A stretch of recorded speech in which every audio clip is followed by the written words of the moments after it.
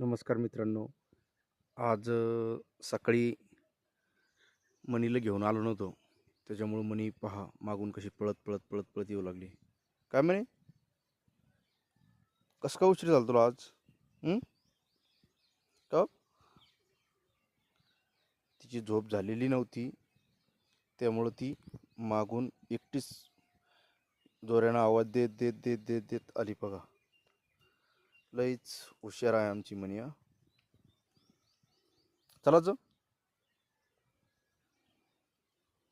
नको, तू आज उशिरा आली.